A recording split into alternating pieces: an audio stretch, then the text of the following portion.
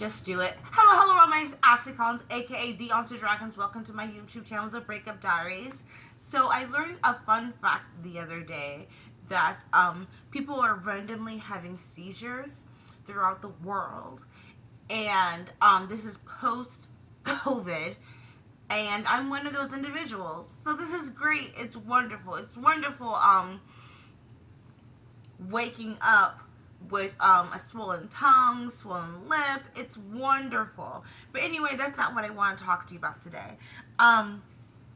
Something that I've been studying heavily, I feel as if all my life is film and theater. And I've been studying, particularly right now, the tragic flaw. And you know the cliche line, let's say together, die a hero or live long enough to see yourself become the villain. And studying on how it affects or effects the character and the people around them.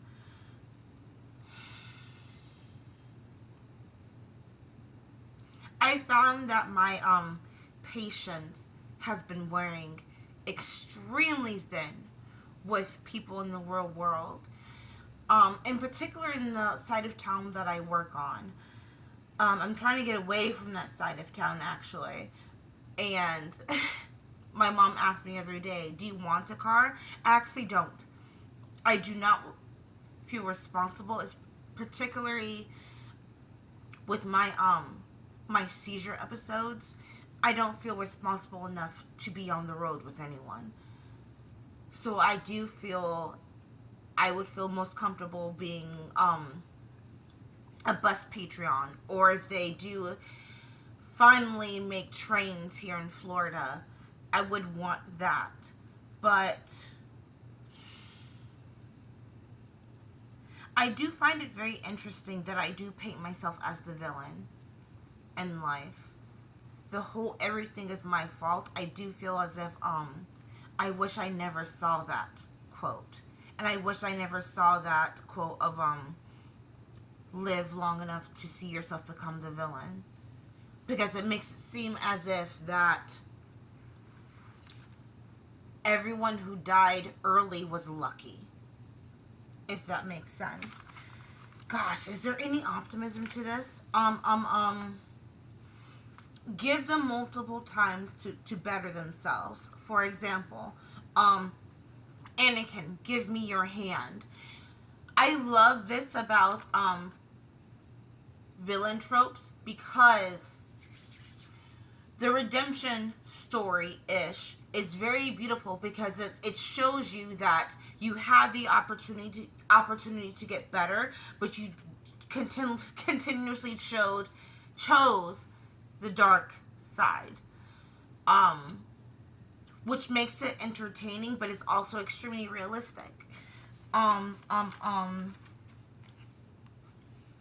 Their demise is self-inflicted and unknowingly, and also vain moment. Look at my new planner, isn't it so cute? Let me pencil you in. Isn't it so cute? I love it. Vain moment, totally pointless.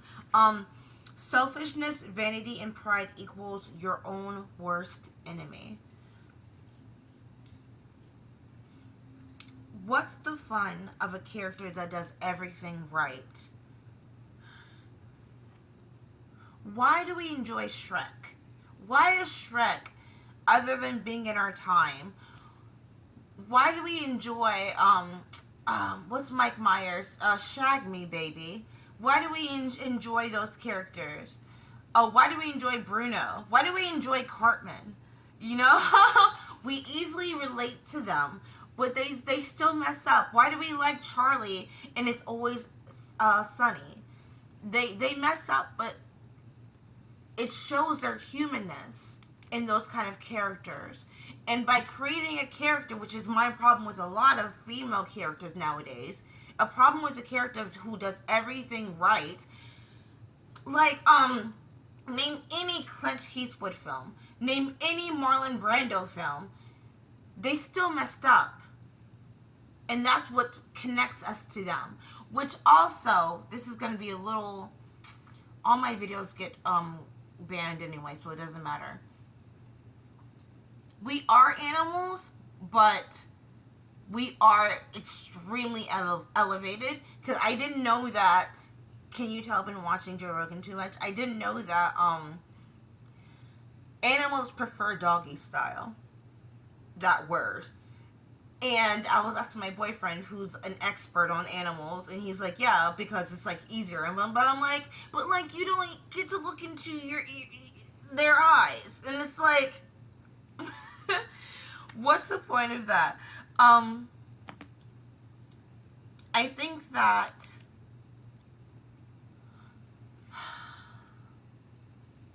filmmakers are not failing.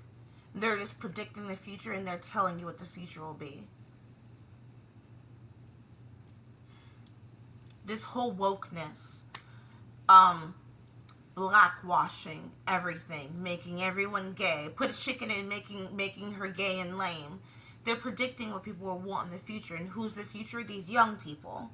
So you have to cater to them, because why are we still watching Gone with the Wind? Why are we still watching Roots? Why are we still watching Rocky? Because we were the future, and the future is gay and lame. So put up with it and enjoy your do people still have DVDs? Enjoy your Netflix shows that you rewatch 1,000 times, because there's no other good content to watch. Because the future will be gay, malnourished, lame. They can't look you in the eye. They don't speak proper English. They can't make complete sentences. That is the future. I do think that it is very strategic. And I don't think that they're trying to brainwash anyone. They're just trying to adapt with what is coming. And that's basically what I wanted to say, I guess. They are predicting more adult children. They are predicting less families, because being a single mother is cool. Oh my God, I work, I do work at the mall, but I work in a place that has I work at the mall, in conclusion. And the amount of women that I see with 6-10 kids with no man around, and I know that it is Christmas season, but oh my God, there's not one man around? And I know I'm very pro like having big families. Me, myself, I want a football team. I want an NBA star lineup. I want a lot of kids. I know that it's not going to happen, because I know menopause is knocking on my door. But I would want a man around. And the whole like, I don't need a man thing, and toxic masculinity. Look at the amount of men who are depressed and sad, and look at the equation of who are raised in single female homes, and then look at okay. So like I was saying, they're predicting less families, encouraging having less children, encouraging more perverts. It's so startling to me, and I made a video about this like maybe a couple weeks ago, like a month ago. It's so startling how people will just share their children willingly, saying, "Oh, this is our address," or like, "Oh, you can get a private photo with my child." Willingly. And it's like, if this child services not exist anymore, what is the FBI doing? Investigating the January 6th protesters? Can you put that on the back for a little bit? Just a little bit. Like, investigating people who weren't paying their student loans? Put that on the back a little bit. A little bit. Can we talk about the people who are using their children like prostitutes? Can we not see that Michael Jackson was a prostitute? Yes, we all love, Annie, you're okay. Are you okay? Annie's not okay.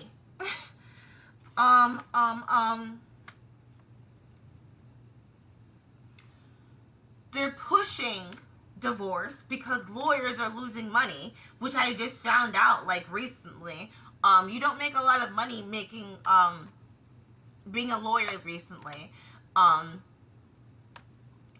because people are getting divorced less, or unless you're an athlete who gets in trouble, which is like, oh, that's a moneymaker for me, you know, which is very um, odd because I did want to be a lawyer when I grew up, but I'm glad I didn't pursue that. Um, the future will be asexual and gay, and deal with it. Um,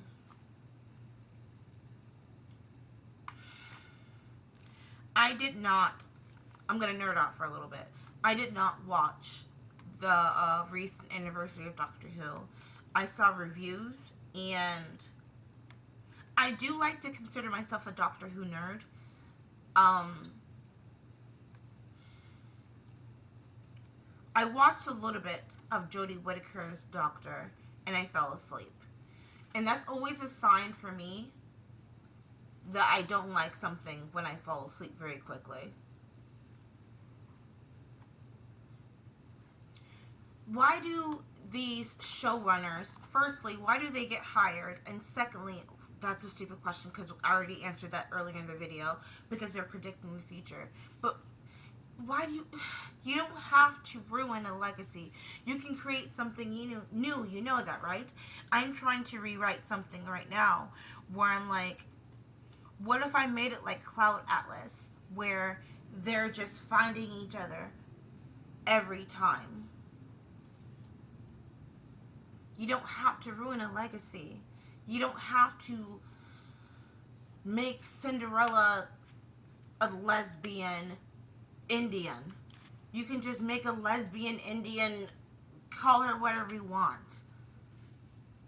And it's disappointing because I found Doctor Who at a very, very dark time in my life. And it made me smile. And I'm finding a very hard time to smile recently. Which I'm sure you're thinking, you don't need entertainment to enjoy life. You kind of do. You kind of do. It's the escapism. Not only with entertainment, but I find this tree entertaining. What if they cut down this tree?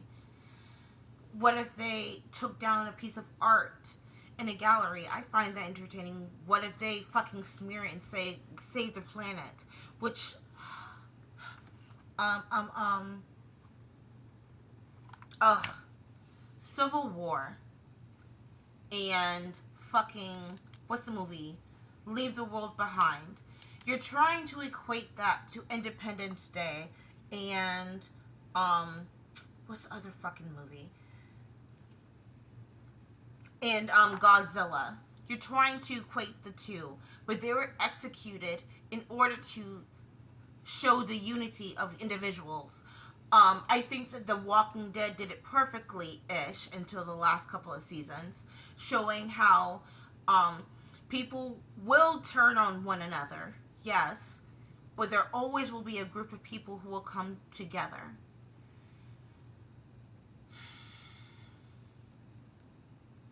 And I think that they're intentionally trying to scare us, saying that this is going to happen again, when it won't, because everyone is too obsessed with themselves.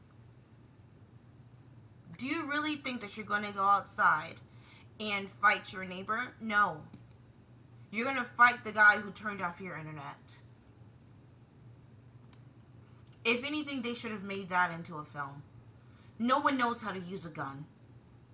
No one knows how to properly hold a pocket knife, which is stupid for them to even take it off of planes. Yes, I'm still complaining about that because I miss my pocket knife because she was beautiful. It's a plan on how to divide America, and I do predict, and I'm probably gonna get yelled at for this, I do predict that in the future they're gonna divide America as they divided Europe. They're gonna make New York state, county. They're going to make a Alabama state, county. They're going to make a Texas state, county. And they're going to make a California state county. We're gonna give back Alaska to Canada, Hawaii, whatever. No one cares about you, clearly. They're gonna make it mandatory to know Spanish. That's so frustrating. It's so frustrating that I didn't know that the country would just be mainly Spanish. Like, even the Asian shops speak English. So you took no effort into learning English into a country that you wanted to move to? Cool, whatever. The North. What will happen to North? They'll probably just give it to Canada. Because Chicago is a shit show. No one cares about Ohio. Go Steelers. He's a Steelers fan. He probably heard that. But yeah, they'll like split it between China, Russia, and Africa. And you'll be okay with it. Because as long as you get your Netflix, as long as you get your food stamps, you'll be okay. I gotta wrap this up. This is getting too long. Why do the best religious films have no God? The algorithm sometimes is very kind to me.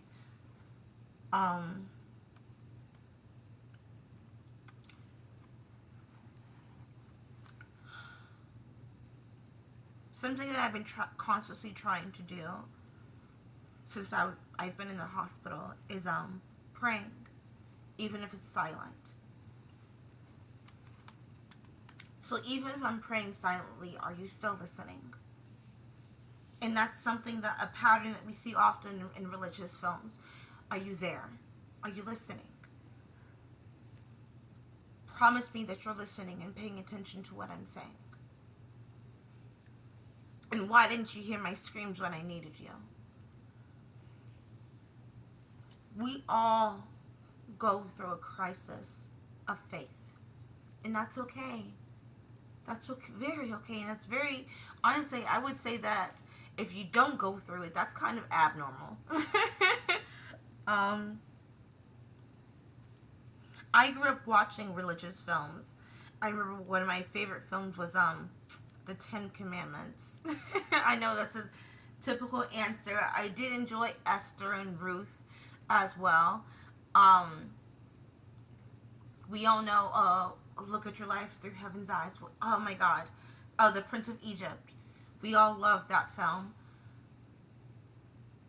And my mom was driving me home the other day, and if you don't know my story, my sister is very unwell, and she was asking how to turn on the TV, and my mom said, was talking her through how to turn on the TV, and she's like, make sure you put on a Christian film. And I'm thankful for that. I'm thankful-ish for my Christian values. Being kind, being honest, trying not to lie, cheat, and steal. I do get rageful. Oh my God, I get so rageful. Oh my God, I get so angry. I get so angry a lot of the time. You have no idea.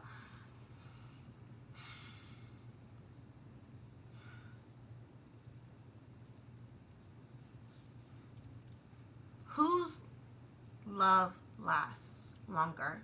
God or your parents?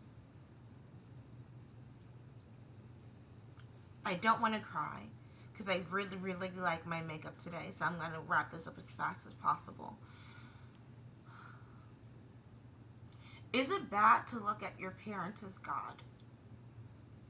Is it bad to look at your parents, not including your mom and dad, but your aunts and uncles, your cousins?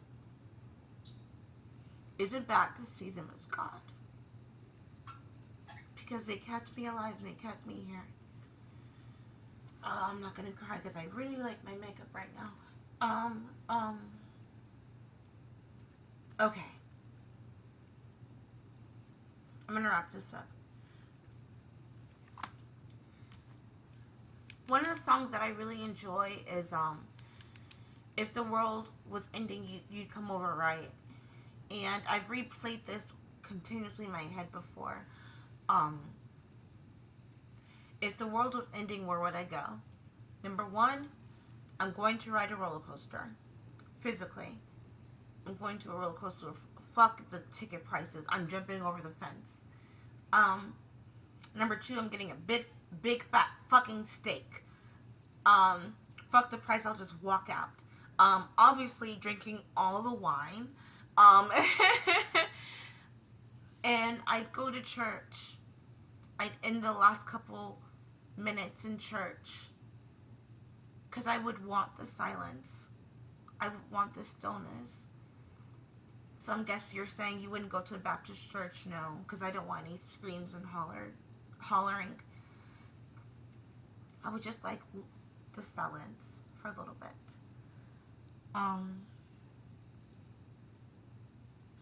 Why did I write that down?